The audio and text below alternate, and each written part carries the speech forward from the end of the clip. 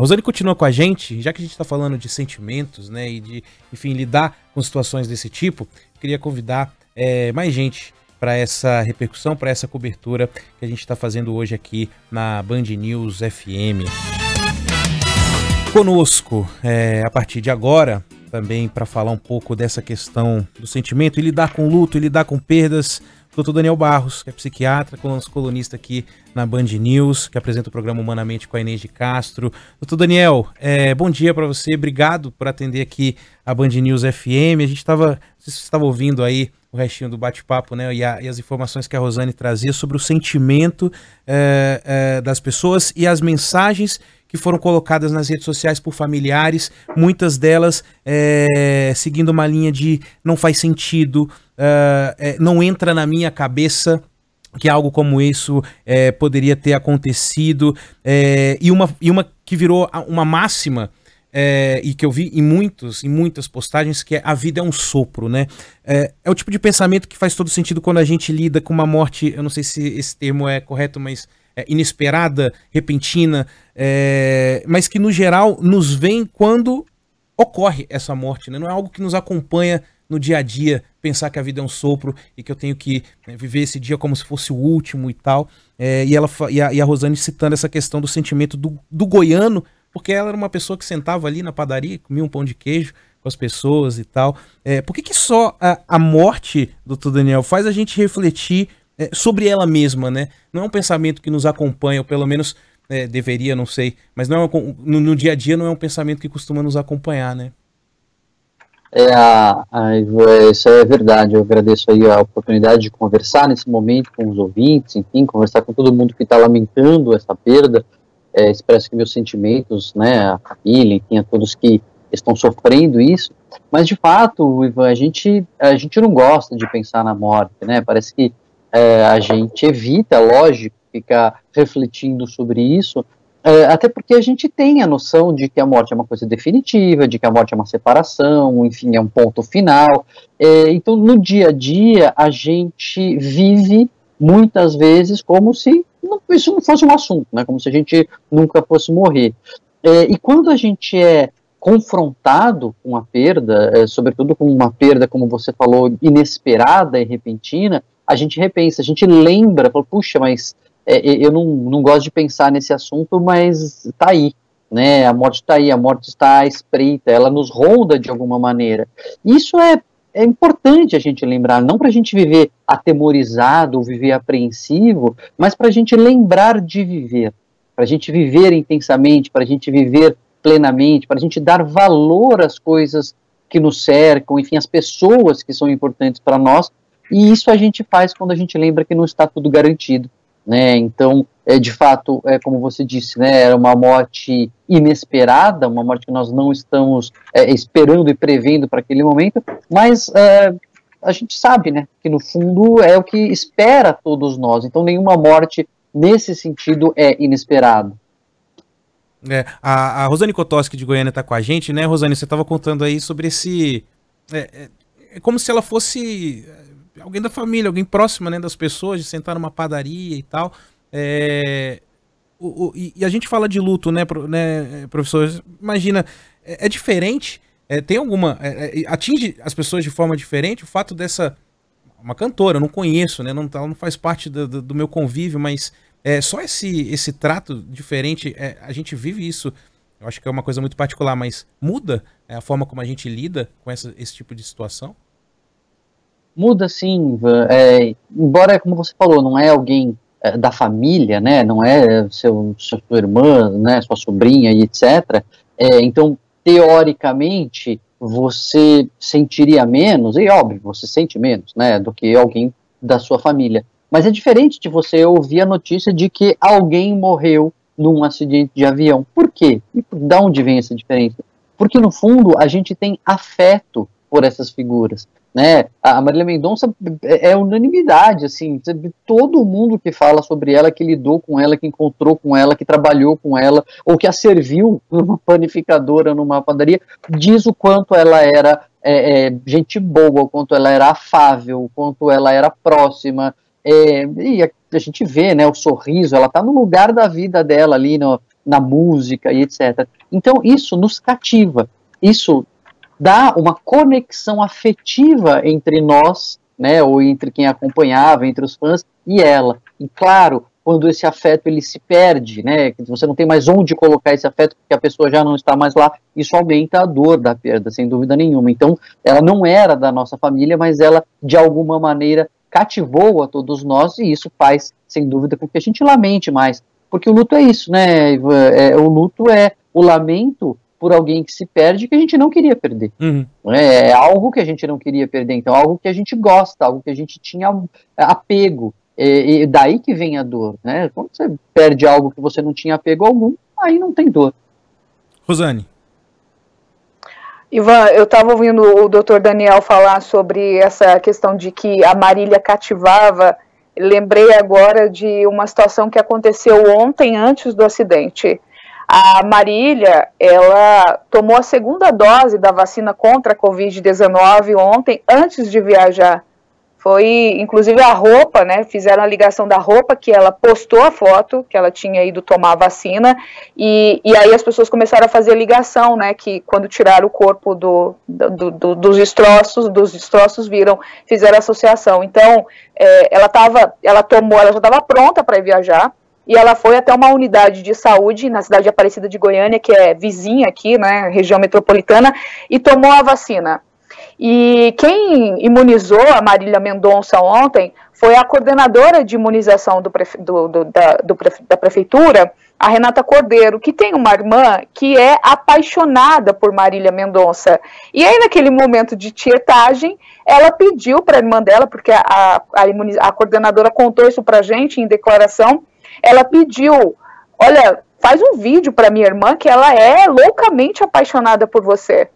E a Marília fez um vídeo, acho que é Thaís, salvo engano aqui, vou confirmar o nome dela, fez um vídeo declarando, oi Thaís, fiquei sabendo que você é minha fã.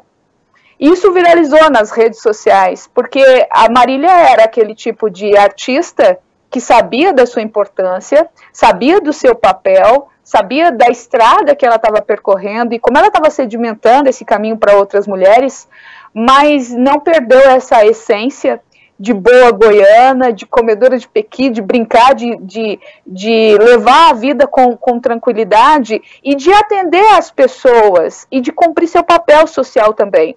Então, sempre envolvida em ações sociais, mas essa última atitude da Marília, de ter tomado a segunda dose da vacina, inclusive a coordenadora de imunização fala sobre isso, né? A Marília disse que falou que um dia o filho dela estaria contando essa história. E esse exemplo, né, de humildade de ter gravado o vídeo para a irmã da enfermeira que a atendeu, porque a irmã era super fã, enfim, não se negava a atender os fãs, a conversar com as pessoas, a sentar na padaria, a conversar com quem ela encontrasse no meio do caminho. Então, ouvindo o Dr. Daniel, comecei a rememorar esse momento, a alegria dela de poder falar com uma fã que não estava ali naquele momento, mas ela sabia que ia receber esse carinho. Que é uma coisa que é a coisa que cativa, né, professor, que você estava falando. Sim. Agora é interessante também notar que com tantas histórias bonitas e bacanas, né, a gente acaba, não sei, por um momento, esquecendo que a Marília é a rainha da sofrência. Queria falar um pouco sobre sofrência com você, professor. Hoje eu até conversei aqui mais cedo com o Renato Meirelles, nosso colunista também, dizendo que eu acho que eu conseguiria diferenciar sofrência de sofrimento. E uma das frases que viralizou também, a Rosane está acompanhando, né, a repercussão nas redes sociais, enfim, da Marília falando, ninguém vai sofrer sozinho porque todo mundo vai sofrer. Por que a sofrência, não o sofrimento, mas por que a sofrência conversa tão bem com o público, tão bem com as pessoas, e como que temas como esses que a Marília cantava, de alguma forma, não sei, irônica, faziam com que essas pessoas, levavam conforto para essas pessoas, né? A gente está falando de sofrência, mas de algo que acalenta quem ouve, né? Que abraça quem está ouvindo, né? Uma coisa meio curiosa, né? É isso exatamente que acontece com a música, Ivan. Eu acho que a sofrência, ela faz sucesso simplesmente porque a gente sofre, porque a vida é dura mesmo, né? Porque a gente tem alegrias, a gente é cercado de coisas boas, mas a gente também tem tristezas, a gente está cercado também de problemas, e todos nós passamos por histórias difíceis nos relacionamentos. E de repente alguém vem e traz essa voz, né? Traz esse que muito tem se falado, né? Esse lugar da mulher falando do seu ponto de vista sobre os relacionamentos, e isso fez um sucesso tremendo, porque as pessoas se identificam e isso consola. É muito interessante, que tem até estudos mostrando isso, quando a pessoa está triste, ela não quer ouvir música alegre, porque a pior coisa que tem quando você está triste, né, quando você tomou um fora, ou algum problema aconteceu, é alguém vir falar para você, nossa, se alegra, você tem que ficar alegre. Esquece essa tristeza, deixa a tristeza para lá, fala, pera um pouco, deixa eu sofrer, deixa eu digerir essa tristeza. Se eu perdi alguma coisa que era importante para mim, como assim eu vou ficar alegre? Eu tenho que ficar triste, né? Eu tenho que passar por este momento. E a música que as pessoas gostam de ouvir nesses momentos não são músicas alegres, são músicas tristes, são músicas que falam, olha, isso acontece, é assim mesmo, a gente sofre mesmo, é de chorar mesmo, dói no coração, enfim, aí você se identifica, aí você entende que isso é parte da vida, aí você sofre para poder seguir em frente, também não é para ficar sofrendo o resto da vida, mas essa identificação ajuda a gente nesse processo. Eu acho que esse é um dos grandes segredos da sofrência em geral, e na questão do feminejo, né, que a gente ouviu falar, é justamente colocar um outro ponto de vista. Falar, opa, peraí, vocês estão falando aí do homem que sofre, do homem que é traído, etc., mas tem um outro ator nessa história aqui que ele precisa falar, e ela, sem dúvida nenhuma, trouxe uma voz muito potente para as mulheres nesse sentido. É como se Marília fosse um divã, professor. Pode ser, né? Na verdade é engraçado, é como se o palco fosse um divã, né? Ela se expunha mesmo, ela dizia, olha, a gente sente isso, a gente fica assim, etc., numa coragem, né, muito grande, e que gera essa identificação, enfim, e funciona aí como um alívio, né? As pessoas falam assim, que bom, não é só comigo, isso compartilha o sofrimento, e o que ela dizia, né? O sofrimento compartilhado, ele diminui, porque você divide, ele fala, bom, então estamos todos no mesmo barco, e isso traz um alívio sem dúvida nenhuma. Bom, eu acho, assim, a gente sabe do peso, né, Rosane, de uma cobertura como essa, e de como o professor Daniel falou há pouco, né, é difícil falar de morte, mas é a única certeza que a gente tem desde que nasce, né, professor, e por isso que, enfim, mexe com os nossos ouvintes que participam aqui pelo WhatsApp e mexe com a nossa cabeça mesmo, né? Falar em como a gente lida com essas coisas, como a gente reage a determinadas situações. Mas de alguma forma é importante trazer. Você escreveu o lado bom do lado ruim, né? De alguma forma, o senhor acha que perdas repentinas, gigantescas, né? A gente está falando de um fenômeno, de uma potência, né? A palavra que o senhor usou. Podem trazer de alguma forma o que tipo de conforto as pessoas que sentem essa perda podem procurar para poder lidar com isso, né? Enfim, algo que estava ali, você não esperava perder, como você disse, e de repente não faz mais parte da nossa vida. Bem lembrado, Ivan, esse livro, né, O Lado Bom do Lado Ruim, ele não é uma tentativa de a gente ver o lado bom das coisas ruins, então não é a ideia ver o lado bom da perda da Marília Mendonça. Não tem um lado bom nisso, é uma tragédia, a gente preferia que não tivesse acontecido. A ideia do livro é a gente entender o lado bom das emoções negativas, né? Que esse lado ruim, a tristeza, por exemplo, ela tem um lado bom, um lado importante para nós. E eu acho que foi bem lembrado, porque tem no capítulo sobre tristeza, especificamente, tem uma parte que eu falo sobre o luto. E eu chamo ali no livro o luto de o amargo remédio. E por que ele é amargo e ele é remédio? Ele é amargo porque ele dói, né? É doloroso, é ruim, assim. A gente não quer engolir essa pílula porque ela desce rasgando, assim, ela traz dor e sofrimento. Só que por que ele é remédio? Porque quando a gente engole essa pílula, né, quando a gente assume essa dor e esse sofrimento e diz, não, isso aqui é doloroso, é doído, é porque a gente está deixando a pessoa ir. Deixando a pessoa ir no sentido de absorver aquela perda e entender que ela se foi. Entender que acabou aquele momento, aquele período, aquele tempo que a gente tinha junto, de alguma maneira, ele acabou. Então é muito doloroso, mas é muito importante, se de fato aquele tempo acabou, a gente entender que foi um período que teve, enfim, a sua importância, mas que a gente precisa seguir em frente apesar de. Então, se a gente não vivencia esse luto, se a gente se nega a entrar em contato com essa dor, a gente pode arrastar isso para o resto da vida nos prejudicando.